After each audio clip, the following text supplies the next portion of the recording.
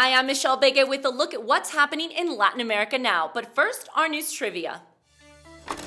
Which Latin American country has won the most titles for the Copa America football tournament? We'll have the answer later.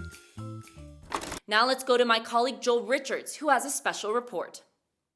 It has been another period of severe climate events in Latin America. Authorities declared a state of catastrophe in central Chile last week. Intense rainfall led to severe flooding. Thousands were displaced, schools closed, hundreds of homes were damaged. And these floods happened in a region that had suffered a severe drought that lasted over a decade. According to experts, the intense storms are the result of the El Niño phenomenon and climate change. But Chile is far from an isolated case. Also in recent days, 13 have been killed in Central America, where heavy rains triggered floods and landslides. The most affected country is El Salvador, where at least 11 people died. So too, Ecuador also suffered landslides, killing at least 17 people in the Andean city of Baños, which, like the region in Chile, had also been experiencing a drought up until recently. These severe weather events come weeks after the devastating floods in southern Brazil, which led to 169 deaths, which displaced 80,000 people, ruining entire cities with 2 months' worth of rain falling in just 3 days. The economic cost to the state of Rio Grande do Sul is expected to be over $1 billion. A recent United Nations report says tens of millions of people across Latin America face life-threatening weather events which are made worse by the climate crisis.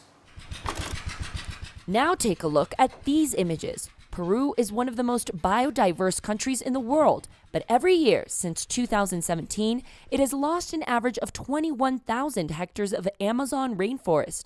The culprit? Illegal mining. Trees are cut down to create sinkholes flooded with water where illegal miners search for gold. The Peruvian government estimates some 15,000 people work as illegal miners in an area close to its border with Brazil and Bolivia. Argentina's security minister, Patricia Bullrich, paid a visit to El Salvador's terrorism confinement center. Her purpose was to observe the facility and learn about President Nayib Bukele's strategy to fight crime.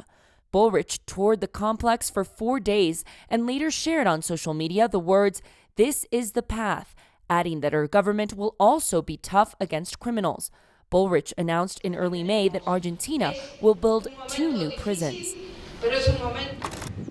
And not only athletes are preparing for the Olympic Games, referees are too.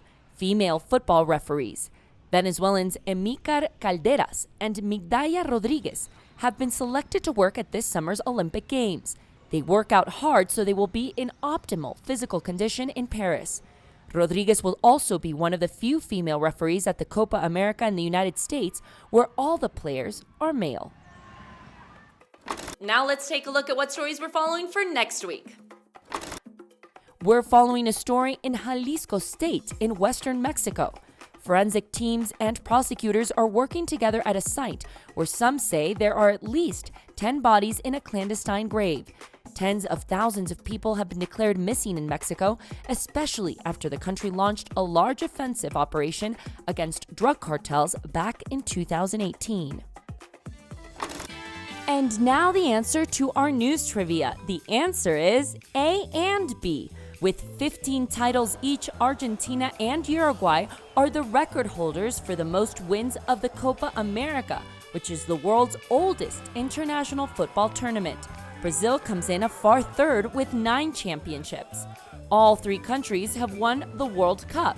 In fact, Argentina, Brazil, and Uruguay are the only non-European countries that have won it. The Copa America used to be exclusively for South American countries, but in the last 2 decades, teams from Asia, Central America, and North America have been invited to the competition. The Copa America kicked off this week in the United States with 16 national teams from the Americas. And that's it for this week. We'll see you again soon on Latin America Now.